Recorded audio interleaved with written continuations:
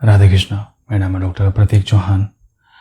हम यहाँ बात करेंगे आज कोरोना की थर्ड वेव की, यानी कि थर्ड स्ट्रेन की, कि वो इंडिया के अंदर जब आएगा या फिर वो ऑलरेडी यहाँ पर आ चुका है तो हमें उसके अंदर क्या क्या सिम्टम्स नए देखने को मिलेंगे, या ऐसे कौन से सिम्टम्स हैं जिनसे पेशेंट को डरना चाहिए या फिर नहीं डरना चाहिए, या क्या ये कितनी पॉपुलेशन पर ये इफ़ेक्ट डालेगा।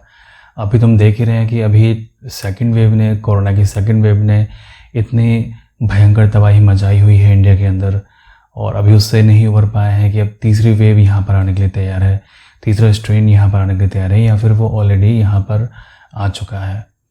तो इसमें हमें क्या क्या सिम्टम्स हमें नहीं देखने को मिलेंगे, इसके बारे में चर्चा करेंगे। इसके क्या ट्रीटमेंट पॉसिबली हो सकते हैं, इसका हम आगे चर्चा करेंगे, और कैसे इससे आप अपने आप को बचा सकते हैं इसकी हम चर्चा करेंगे।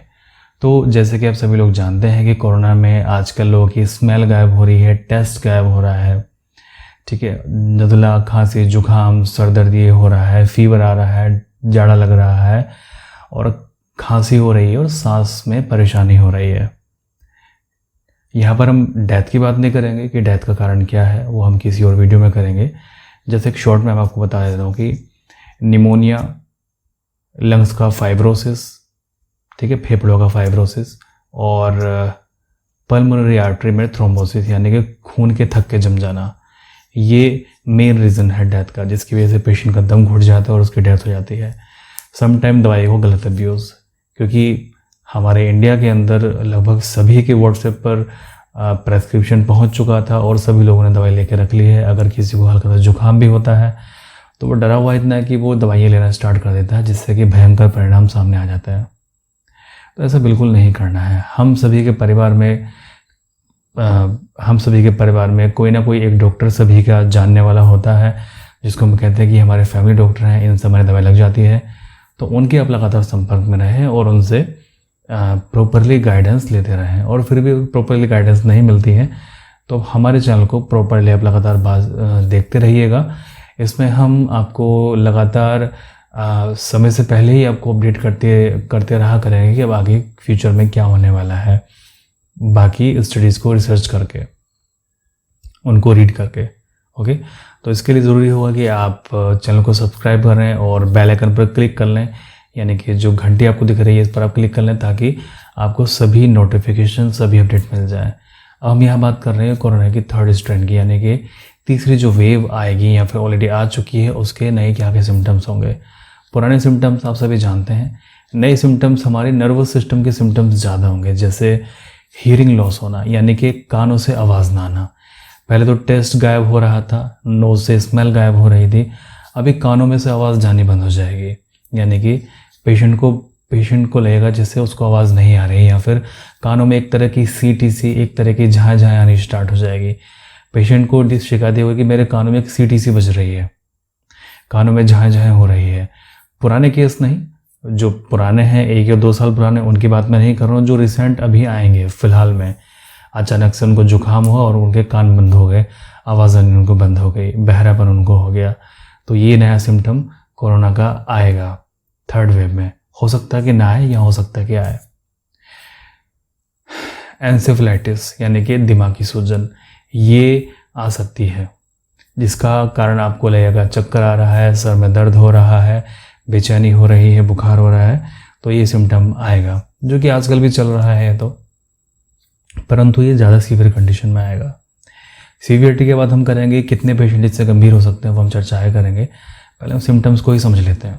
तो हमने यहाँ 2 सिम्टम की बात की, कानों से आवाज़ ना आना या फिर झाँ झाँ होना, और सर में दर्द होना, एंसेफेलाइटिस होना।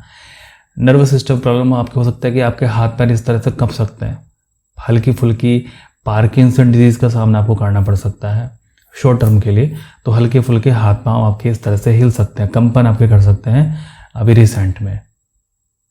आगे आपको क्या प्रॉब्लम हो सकती है, आपको गैस्ट्रोइंटेस्टाइनल की प्रॉब्लम आपको हो सकती है, यानी कि पेट की समस्या आपको हो सकती है, जैसे वोमिटिंग होना, जी मिचलाना, पेट में क्रैम्प होना, पेट में दर्द होना, डायरिया लग जाना, बदबूदार लैट्रिन आना, बार बार पानी वाली। तो ये सिम्टम्स आपके सामने आएंगे। तो आपने देखा है कि पहले तो इतने रेस्पिरेटरी सिस्टम पर हमारे अटैक कर रखा था, अभी हमारे GIT ट्रैक पर, यानी कि हमारे गैस्ट्रोइंटेस्टाइनल सिस्टम पर, यानी कि जो हमारा पेट का पाचन तंत्र है ये वहाँ पर जाकर अटैक करेगा और फिर हमारे नर्वस सिस्टम पर ही जाकर इफेक्ट करेगा। तो यानी कि थमने वाला नहीं है। परंतु हम हार कहाँ मानते हैं, हमने इसको भी हराना है। अब इसको हम कैसे बचाव कर सकते हैं, कैसे इसको हम हरा सकते हैं, तो मैं यहाँ पर वो बात नहीं करूँगा कि मास्क लगाइए, सैनिटाइजर से लगातार हाथ धोइए, 6 गज की या 2 गज की दूरी बनाकर रखिए, और जब तक बहुत ज़रूरी ना हो तब तक घर से बाहर आप ना निकलें। मैं यहाँ पर ये सभी चीज़ें, ये सभी ज्ञान मैं नहीं दूंगा आपको। इससे कैसे आप बचें? सिंपल सी आप चीज़ है कि अपने खाने पीने का समय को निर्धारित कीजिए। कम से कम 2 बार आप दिन में आप खाना खाइए और उसका भी समय निर्धारित आप कीजिए। खाने में कोई भी आप ऐसी चीज़ ना लें जो कि आपकी इम्यूनिटी को डाउन करता हो। इम्यूनिटी को डाउन या फिर बीमार करने का काम आपके करते हैं पैकेट बंद खाना, डिब्बा बंद खाना, या फिर जो मान लीजिए फल तो है सर्दी का और आप खा रहे हैं उसको गर्मी में। फल तो है वो आगे आने वाले भविष्य का, परंतु आप खा रहे हैं उसको अभी। जैसे मान लीजिए फूल गोभी है, अगर आप इस समय पर आकर फूल गोभी खाएंगे आपको बीमार करेगी। हफ्ते में 1 या 2 बार आप फास्ट जरूर रखें, इससे आपकी बॉडी अपने आप को डिटॉक्स करती है। तो बॉडी को लगातार डिटॉक्स करना आपके लिए बहुत बेहतर ऑप्शन है, आप इसको डिटॉक्स करते रहिए। ओके, तो इसके लिए हमने कुछ डाइट प्लान्स में निकाले थे, जो कि हमारे 3 डाइट प्लान यहाँ पर उपलब्ध हैं। उसमें सेकंड डाइट प्लान बिल्कुल नहीं है इस सिचुएशन के लिए, पहला और तीसरा इस सिचुएशन के लिए डाइट प्लान है। और मैं पर्सनली जो रिकमेंड, मैं तीसरा डाइट प्लान आपको रिकमेंड करूँगा इस सिचुएशन में, क्योंकि तीसरे डाइट प्लान में आपकी हीलिंग की रफ्तार बहुत तेज़ होती है। ठीक है, तो ये आपके नए सिम्टम्स होंगे आपके कोरोना के। ठीक है, तो इसने आपने इनको बिल्कुल भी लाइट नहीं लेना है, आपने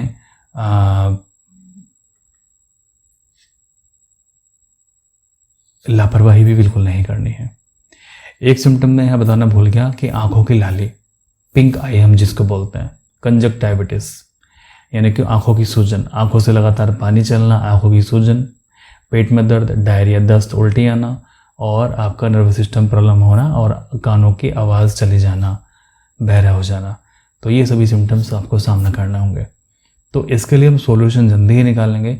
होम्योपैथी में इसमें क्या मेडिसिन हो सकती है, पॉसिबली क्या मेडिसिन हो सकती है, इसके लिए वो हम बताएंगे आपको कि प्रिवेंशन के तौर पे आप इसमें क्या मेडिसिन ले सकते हैं।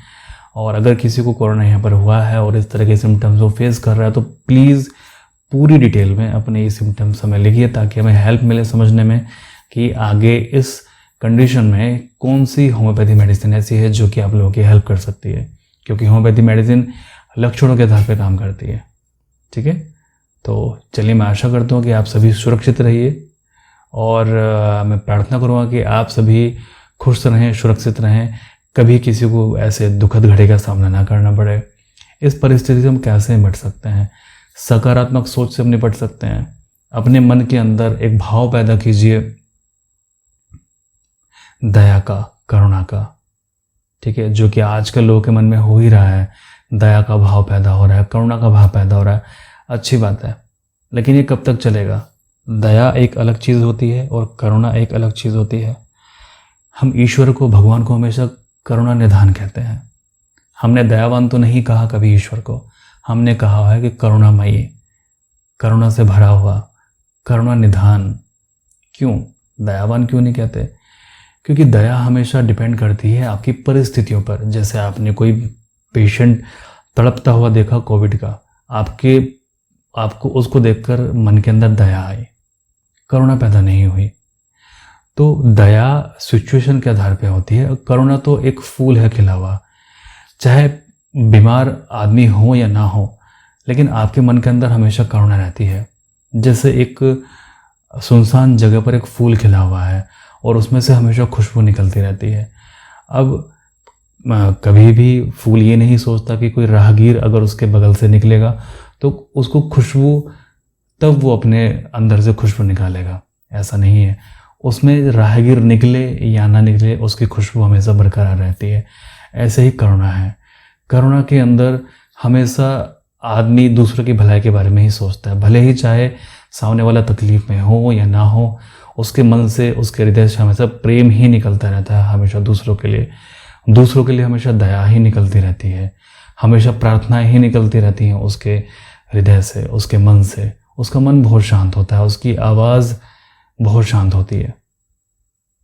दया तो एक अहंकार के भाव का नाम है कि सामने वाले को देखकर, आपके एक भिखारी को देखकर अगर आपके मन में दया आ रही है और आपने उसको 10 रुपये दिए, तो कहीं आप अंदर महसूस करोगे कि एक अहंकार का तृप्ति आपके मन के अंदर हो रही है। चलिए, मैं टॉपिक को कहाँ से कहाँ ले गया। परमात्मा सभी का भला करे।